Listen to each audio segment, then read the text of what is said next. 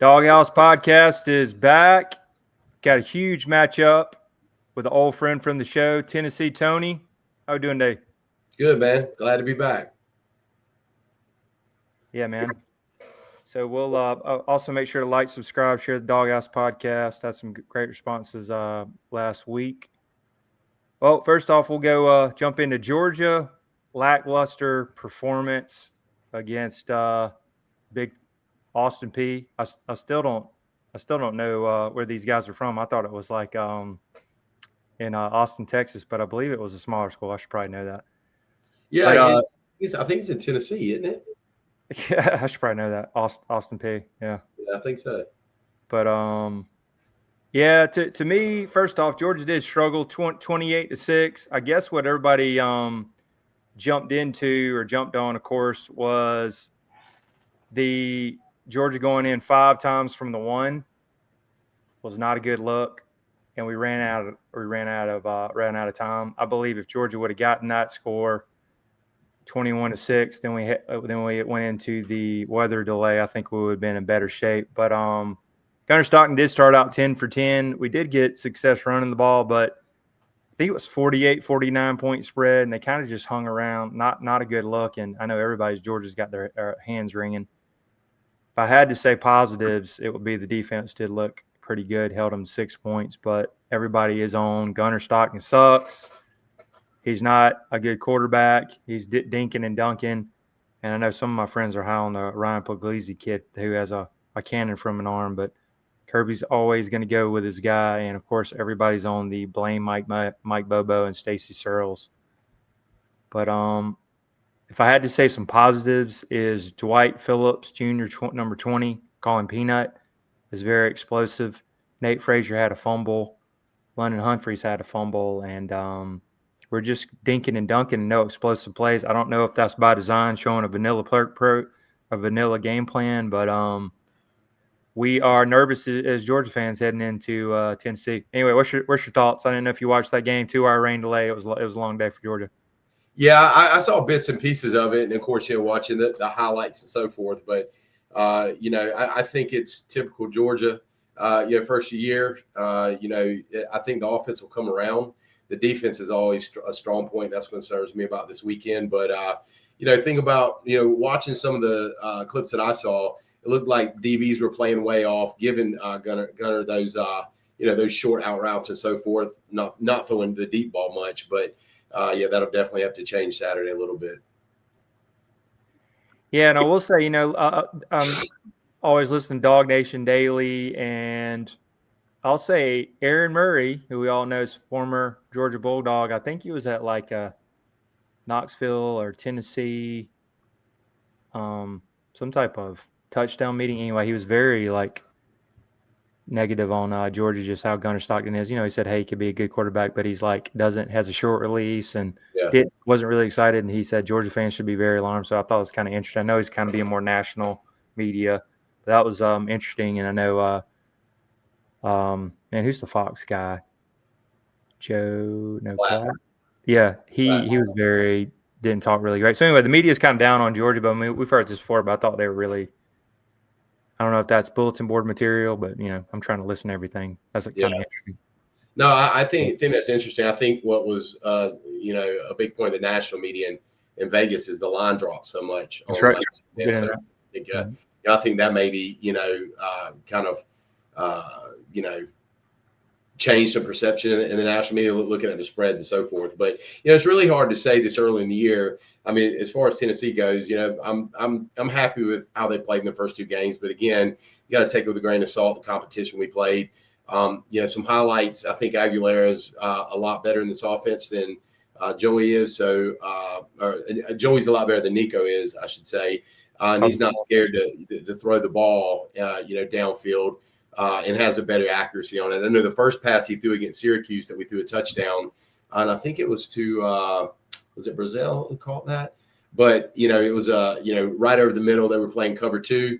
Once that safety bit, he ran a post route and he threw it right over the cornerback's head. So you just didn't see that. With Nico a lot. It would be 5 yards. When he put it in the air, I was just sitting there watching the ball going, it's going to land 5 yards in front of him. The defense is doing well. I think I'm concerned. We do have some injuries up front. And both cornerbacks, Gerard McCoy, who's an All-American, and then Ricky Gibson, who's a star. Both of them are out for the game. So we have Tyler Redmond, who's starting. He's a true freshman. And then we have Colton Hood, who's a transfer from Colorado. Colton Hood's been playing some good ball. So, but they're going to have a tough matchup again with Zion Branch. And who's the one? Isn't it who's the second receiver you guys have that is starting to make some plays? Zachariah Blanche from USC is very explosive in the slot. We got Kobe Young, 6'5", kind of tall, and Noah Thomas, transfer of Texas A&M. I'd say that's the top three. Yeah. So that concerns me. Going into this matchup is our cornerbacks and kind of what kind of the defensive philosophy, the defensive game plan that we can put together. But through the first two games, take it with a grain of salt. But we used a lot of different wrinkles. And we've seen it's not your typical Heupel offense, but it seems like we are running a little bit more up tempo, but and spread out. But we are running some different formations I haven't seen, and I think a lot of that may have been, to show that against Georgia and maybe run some other plays out of those formations and so forth. Yeah, appreciate that. Yeah, I want to definitely jump into it. So you guys rolled 72-17 over East Tennessee State, and a familiar name. He's been around a while. Cade McNamara was on their team. I know I think he was at Michigan. He was at Michigan, and then he went somewhere else, I believe, and then came there. So he's used to. They also had that backup quarterback, Briscoe from North Carolina. Right. So he's played some ball too. So the quarterbacks they'd probably make a couple plays, but again, that's your typical mismatch to sit there and watch it on a Saturday. Those games are painful too. They're fun to watch, but you want to see competitive games. Yep. So Joey Aguilar has been very impressive so far. Strong arm. Coming from App State, he's been very impressive. Did want to ask, who's probably your number one running back? Because you looks like a stable of backs, got a bunch of carries, and then also who's maybe the strength of the receivers? So Star Thomas is our leading rusher, which is surprising. He's a transfer from Duke. I think but that's kind of misleading too. I think Bishop is our best running back, and Peyton Lewis also. I think those are probably your top two. Star Thomas is more of a power back, so to speak, but he's played good in the first two games, but he's played in a lot of mop-up duty too. But I think those are going to be the three, you'll see the most. Wide receiver, Chris Brazell's been playing well, and Staley's been playing well also. Mike Matthews has done well, but still looking for that, breakout game. He was a 5-star coming in to Tennessee and still not had that big game yet. He has the potential. So I do like where the wide receivers are at, but they'll have a good test on Saturday for sure. So I did want to ask, because you mentioned earlier, and go ahead and get it out of the way. So since everything settled down and he did leave and he struggled at UCLA, ironically, what's the pulse from Knoxville and Vols Nation with the whole Nico thing? And it looks like Joe Aguilar has been a great transition. How's that feel? It's you never want to wish ill will on anybody. I think that he kind of brought that upon himself, him and his family. The way he handled the transfer after the game, the debacle in Columbus, he had kind of, I think they met prior to that. He was wanting more money, which I think Tennessee did give him a little bit more money. Not showing up at the end of spring practice. That's just, to me, it's a lot of character issues. I think that he just can't read it. He's doing the same things he did. I've seen both of his games, same things he did in UCLA as he did at Tennessee. He's not an accurate passer. He really doesn't go through his progressions. You see him a lot in the second half where, he was hitting a lot of short passes, things like that, but he's just not the quarterback. Now he could, things could change. I think he has a higher ceiling than Joey Aguilar does, but will he ever put two and two together to be the quarterback that he was supposed to be coming out of high school? I don't know that. But as it right now, I would feel better. I feel better going into this game and our SEC schedule with Joey than I do with Nico from the first two games. Yeah, he's been very impressive, quick release, and seems like has all the tools. So. Yeah, and another thing people talked about, one of his, Achilles was his interceptions. I think he threw 23 over 2 seasons at App State, most of those coming in his second year at App State. And he's thrown none this year. Heupel's quarterbacks don't throw a lot of interceptions. So I think that's shows a lot for Heupel. And also you're noticing I did go back and watch some of the highlights last night from Tennessee game. He is actually, you can see him going through 1, 2, 3 progressions. You can see his head bobble some, where before even Hendon Hooker was 1, 2 run. A lot of Tennessee's, you see that hot route, if it's not there, look to take off and run a lot of times. With Joey, you're not seeing that. He is truly going through progressions. He can tuck it and run, but I think from an offensive standpoint, he really understands the offense better than what Nico did, and really Joe Milton. Yeah, how would you compare him maybe to the last several quarterbacks, Hendon Hooker, Milton, and then how would you compare him to those recently? Well, definitely not better than Hendon. So, that's a perfect fit for Heupel's offense. But I think anybody we've had from, Joe Milton or Nico, I would take him over. I mean, you got, Joe was a good leader. He had a strong cannon. But I just, he couldn't hit the deep ball either and just had too strong of an arm on intermediate routes and wasn't going to run the ball. We need a quarterback. We did this year. We've done a couple of, design runs for Joey, I would say, or quarterback reads where he's taken the ball you didn't see it in the past. So that is another element that I'm sure Kirby Smart's already taken a look at and made, defense aware of that. Yeah. Before we get into the big-time matchup, I wanted to give a shout-out to our great sponsor, VivaKeelaSeltzer.com. 0 carbs, 0 sugar. Great for the tailgate. Great for a round of golf. They've been a great sponsor. My personal favorite is the watermelon, and if you can get the popular coconut flavor for Dawg House 20% off. You can get Dawg House 20% off. Also, check them out on VivaTequilaSeltzer.com, and their YouTube page is growing as well. Also, want to mention, do have a potential other partnership that we're going to have coming up. It's a big, huge wood flag company. I'll have to talk more about it, but I had a great conversation. Might be adding another sponsor, which is cool. And they focus on collegiate schools and fraternities and sororities. But, yeah, that'll be something that we'll have coming up. So that's exciting as well. And big-time matchup. It's going to be game day, which I'll say as a Georgia fan, I didn't want to hear that. More eyes on. But it's going to be Georgia goes to Knoxville, always hard place to play. Place is going to be rocking. And I know you mentioned it earlier. This originally started at 6.5 or 7, and it's dropped to 3.5. So as we know, as the money flows, that's where the game goes. And you guys are even have 51.5% over 48. So we are nervous as Georgia fans, but I don't know if this is bulletin board material, the doubt. But I would say quarterback-wise, you definitely have the advantage. Joey Aguilera over Gunnar Stockton probably have the just overall offense. And we have questions at O-line. We're banged up, even though from the grapevine, Ernest Green, our left tackle, potentially a lot better chance of playing than everybody was bummed about the Juan Gaston. I mean, he's 6'7", 350. It's either a knee or an ankle, but I doubt he plays, even though they're trying to push him. But we played 10 guys last week on the O-line, and, we're going to try to run the ball. That was a big emphasis. So, and I know Tennessee's always known as a, spread it out team, but they're a run-heavy team. So I think this is going to come down to the old who commits more turnovers and who can run the ball more with more yards. But what's your thoughts on the game? Tony, how you feeling? So we're going opposite on it. We have actually run the ball pretty good against you guys. I think 3 out of the 4 games we rushed the ball for more than 150 yards, which Heupel's record is pretty solid when we can run over 150 yards. The problem with our offense is the passing. We've only passed for over 200 yards one game in the last 4 years since Heupel's been there, and that was the first year when Hendon was quarterback. The next year in 2022 when we were I think we were ranked number 1 going into that game, right? Yeah, I believe so. Hendon passed for 194 yards. Turnovers in the last 4 years, we've had 5. You guys have had 3, but the games were so lopsided.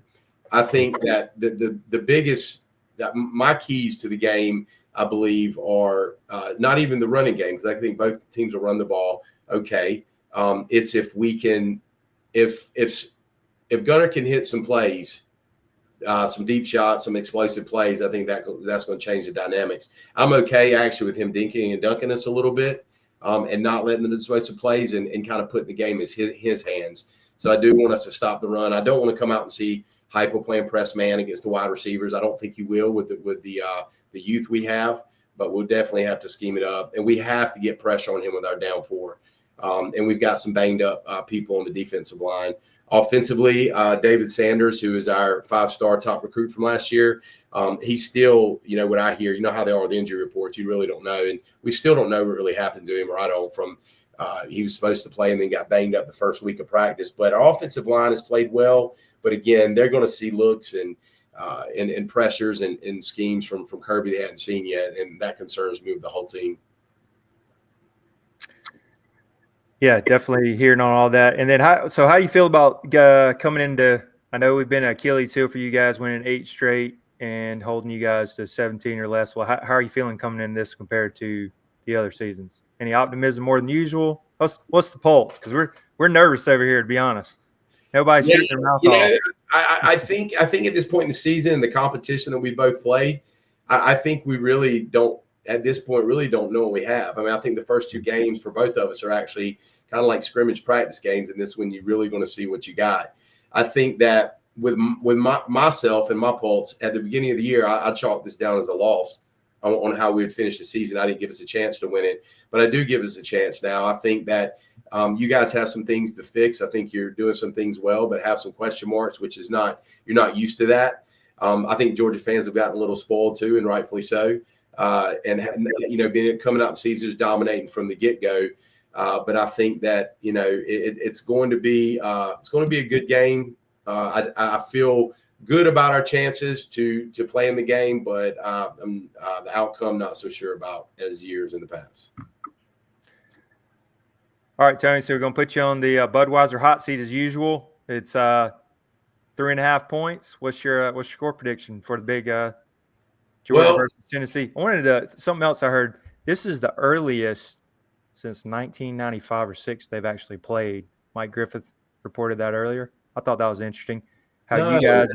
You guys put up a lot of numbers and it's hard to adjust later in the season. So we usually play you guys. I didn't know that. That was interesting. Like, thank you. Yeah, that was interesting. 2016, it was the day game, I believe, because we wore the gray uniforms that year.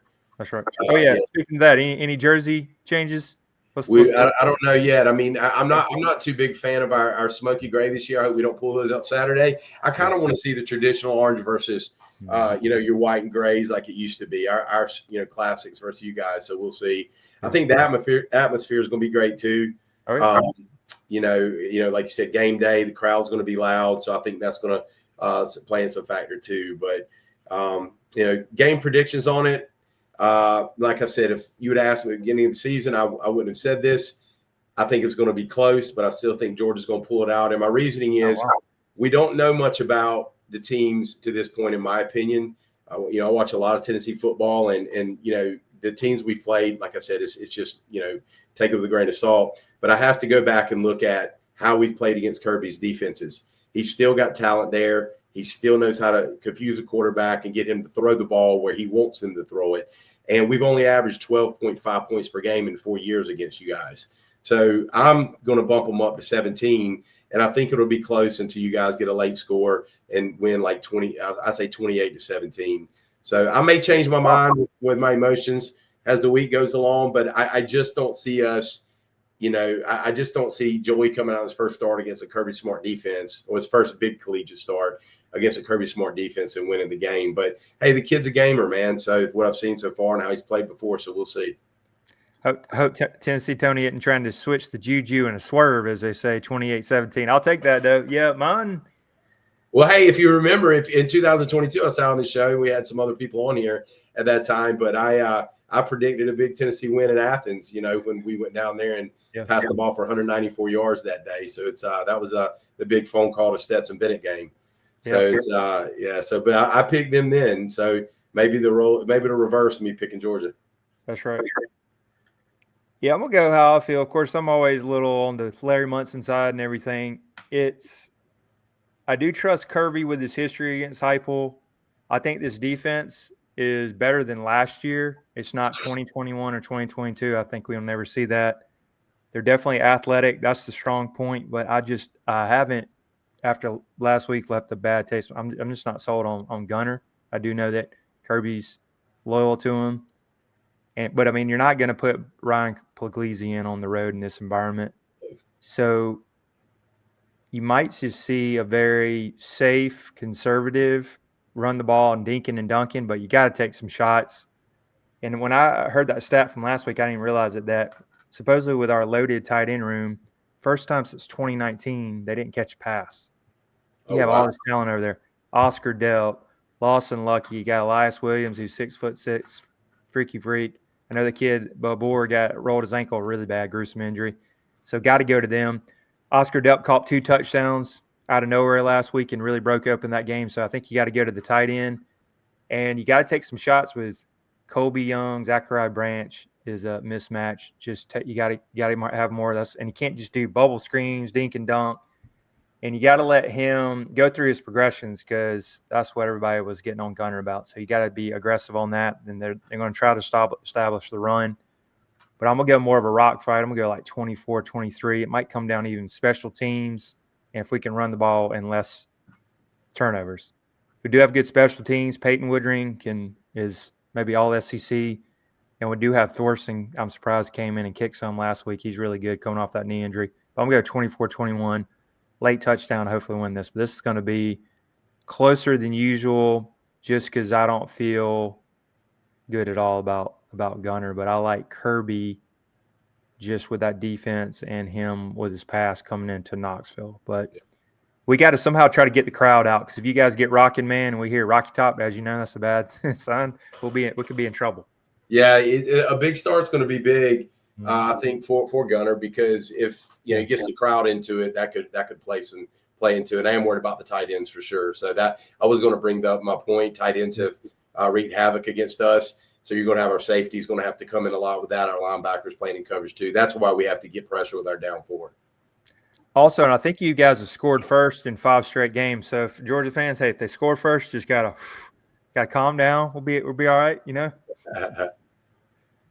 Yeah, real quick, I know we all love seeing Sunbelt Billy lose last week to Florida, losing South Florida. So what's your thoughts on Billy Napier? And is this the year where they give him the walking papers, or how much longer do you think he's got there? Well, first of all, you got to give credit to Alex Golish, who is our offensive coordinator under Heupel until he left in 2023, and offensive hasn't looked the same. He's a great coach, but as far as Billy goes, man, he won't be coaching against us in November. So he's, so I had that game down as a loss too. The beginning of the season, I had us 8-4 with the ceiling being 9-3. If we can, avoid that one game every year that Heupel seems to lose that we shouldn't. But I predicted us to lose against you guys, Alabama, and then at Florida. But now, the way Alabama's playing, I don't feel as bad about that game now. In Florida, I don't either. So, but a lot of football to be played. Everybody's got to stay healthy. But he is, he's it's not good down there for sure. But you got to give Golish and South Florida credit because they played a good game. They did, man. They're a scrappy team. Blew out Boise State and then came back beat them. They have another top 25 game this week. I completely forgot who that was. They got Miami. Yeah, that's right. Yeah, that'll be a good one. So I think, if they can win that game, man, they can make some noise this year. Yeah, I don't bet too much, but that was actually one I was going to bring up. I think it's like Miami and my boy Carson Beck. Don't get me started on that. 17.5 against South Florida. I actually like South Florida. Oh yeah, absolutely. I look at I've been looking a little bit, but I'll place my bets on Friday night, Saturday morning. But I definitely saw that one. That's definitely one I'd go with South Florida on for sure. And another one that I like too, if he plays, make sure if Haynes King plays, I like Georgia Tech plus 9.5 against Clemson. They're scrappy, man. And they looked pretty good last week with backup quarterback. I like that. And Clemson's got some issues, man. They can't run the ball. I think Georgia Tech, man, I think Georgia Tech may give Clemson more than they want. So I was looking at that one too. That spread's high. I definitely would go Georgia Tech on that too because it's in Atlanta, right? Yeah, it is. Said, Bobby. Yeah, so definitely take Clemson with that spread. I mean, take Georgia Tech with that spread for sure. But I think they can even pull the upset. Yeah, especially if keep your eyes on if Haynes King plays. They might have set him out last week. He's scrappy, man. He gave Georgia all kind of problems last year. Yeah, Another one is, how about Florida? Speaking of them going to Death Valley, even though LSU struggled a little bit last week. You like that one? Florida having some issues. I know that's a big rivalry for them.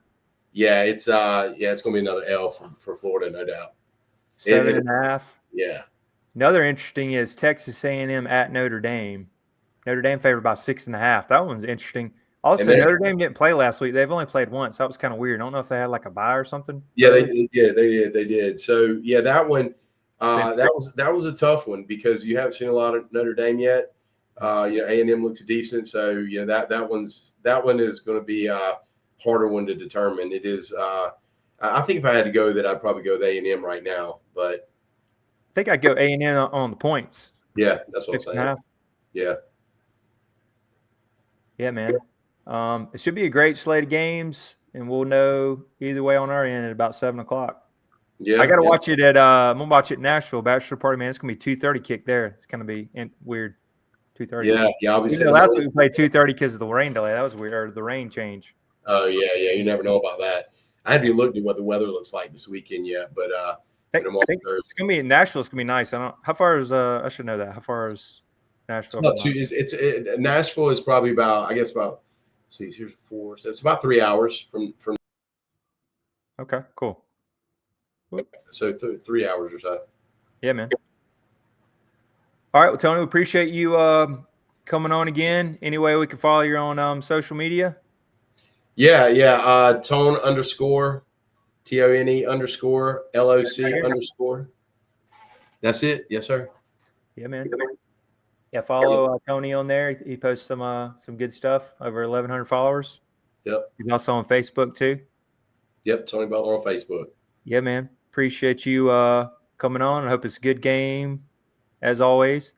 And we've been doing this for years. We always have a good, man. We'll text each other. It's always been fun, man. It's not, we don't rub it in. Yeah. That's why you don't hear me trash talk anything after us, because people got receipts, and I know it's coming eventually. That's the way I take it, so I don't want to dig it in. Yeah, I dig it in on Ohio State or a Bama fan though.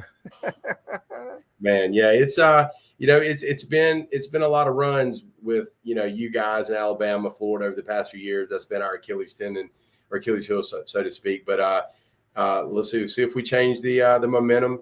Tell Georgia fans, get ready to hear Rocky Top a bunch, and some loud Tennessee fans, man. That's right. I will say this, I never want to lose, but if I had to lose one, if we lost a close one here, but we beat Alabama and maybe go 10-2, that was my pick early in years. Hey, go 10-2 and then try to make the playoffs.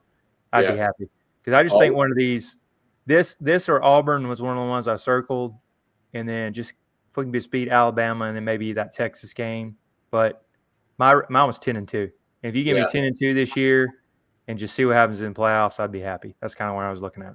No, I take that, man. I take it. I think if we can win with you guys, I think 9-3, possibly a 10-2 is looking good for us too. I'd love to make it back to the playoffs this year for sure. Just not in Columbus for the first game. So yeah, man. Yeah, appreciate it again, Tony, for coming on. If you're still around, make sure to like, subscribe, share the Dawg House Podcast. Got some good stuff coming on. Hopefully it's good. Absolutely. Yeah, man. Appreciate it again. Yep. Thanks for having me on. Have a good one. Go Vols.